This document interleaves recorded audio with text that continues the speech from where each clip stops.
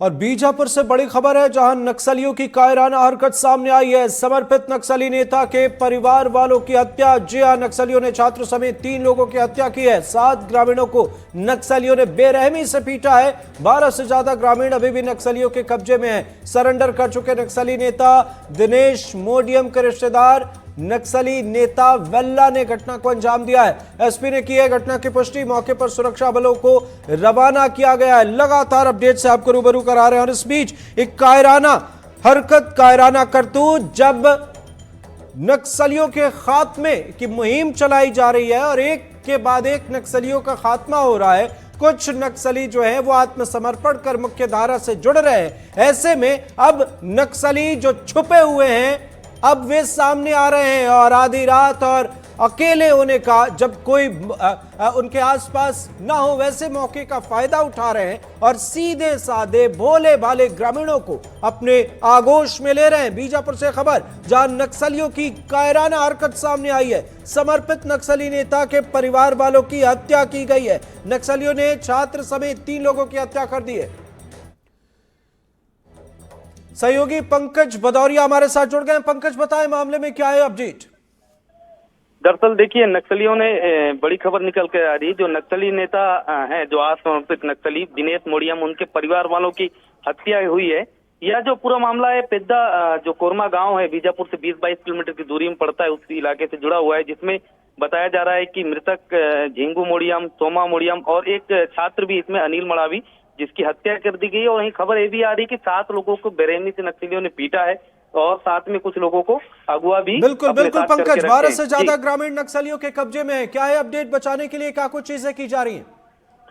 दरअसल इस पूरे मामले की पुष्टि बीजापुर एसपी जितेंद्र यादव ने हमसे की है और उन्होंने कहा है कि मौके की ओर टीम रवाना हुई है। 3 लोगों की हत्या हुई है, ऐसी जानकारी उन तक भी निकल कर आई है। साथ में मौके पर एक बल रवाना किया गया है और ये देखने के लिए कि नक्सलियों ने किसी इलाके में। बिल्कुल बिल्कुल, नजर बनाए रखे पंकज। सुरक्षा बलों की टीम पहुंच रही है और जल्दी मामले में अपडेट सामने आएंगे। बहुत बहुत शुक्रिया। इसी के साथ आपका शहर में फिलहाल इतना ही। नमस्कार। एक समय से पहले एक कला का जन्म हुआ जिसे नांदना प्रिंट का नाम दिया गया। यह कला पूरे देश में केवल नीमच जिले के जावद तहसील के तारापुर और उमेदपुरा गांव में की जाती थी। नांदना प्रिंट मध्य प्रदेश की पुरानी पारंपरिक ब्लॉक प्रिंटिंग कला है।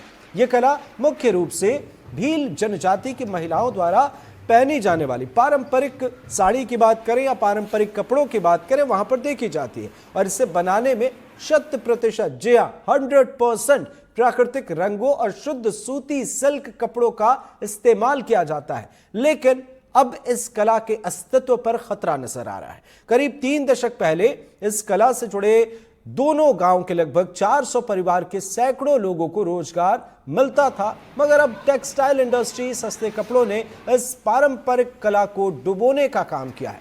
मौजूदा वक्त में उमेदपुरा गांव में एकमात्र झारिया परिवार ही बचा है जो इस कला को संरक्षित कर रहा है या कहें कि उसे बरकरार रखा है। बाकी दोनों गांव के लोगों ने अधिक परिश्रम और मार्केट न होने की वजह से इस काम को, इस कला को छोड़ दिया है।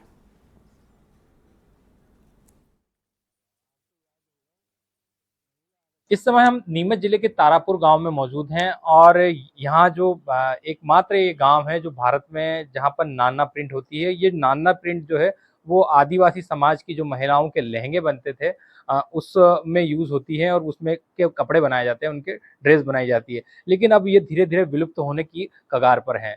इस जो कला को बचाने का एकमात्र जो परिवार है यहाँ गाँव में वो प्रयास कर रहा है, मगर सरकारी जो अनदेखी है उसके चलते इसको बचाने में उन्हें काफी मशक्कत का सामना करना पड़ रहा है। मेरे साथ इसी परिवार के एक सदस्य मौजूद हैं, उन्हीं से जानेंगे कि किस तरह की ये कला है और वर्तमान में इसको बचाने के लिए वे क्या प्रयास कर रहे हैं।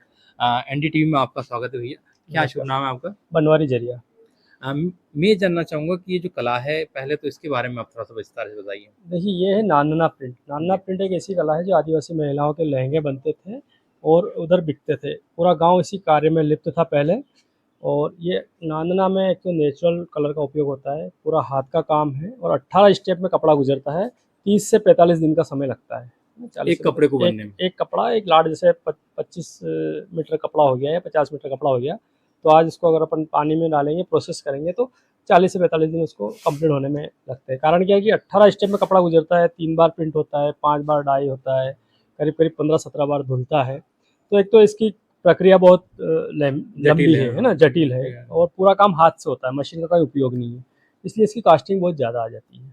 अब पहले क्या कि महिलाएं, आदिवासी महिलाएं इसके लहंगे पहनती थी और खूब बनता था और बिकता था। अब उन्होंने धीरे धीरे क्या कि पहनाव चेंज कर लिया, मशीनरी युग आया, मशीन प्रिंट का जो कपड़े वो सस्ते मिलने लगे, केमिकल वाले, तो वो उधर शिफ्ट हो गए, तो ये बिकना बंद हो गया, तो बनना बंद हो गया। अब ये फिलहाल में अर्बन मार्केट के लिए, अर्बन मार्केट मतलब जैसे बड़े बड़े शहरों में वीआईपी लोग हैं जो इसको कला को जीवित रखना चाहते हैं, है ना, किसी तरह का कला जीवित रहे, तो वो लोग अब इसको खरीदने लगे हैं, जिनको जानकारी मिलती है वो, और उनके लिए से ये साड़ी बन रही है नाना प्रिंट के। नाना प्रिंट का जो काम करते हैं कारीगर वो मौजूद हैं, उन्हीं से चर्चा करेंगे किस तरह का काम है, किस तरह की दिक्कत आती है। भैया शुभ नाम आपका? सज्जन सिंह। सज्जन भाई, ये बताइए कि ये जो प्रिंट करते हैं आप, तो एक साड़ी है जैसे ये शायद, तो इसको बनाने में कितना टाइम लगता है? इसमें बनाने में 1 घंटा से मान के चलो, आप जितना काम होगा उतना टाइम लगेगा। अच्छा, तो हर साड़ी में कि अलग अलग साड़ी का नहीं, अलग अलग साड़ी भी होती है, कोई 15 मिनट 20 मिनट में उतर जाती है।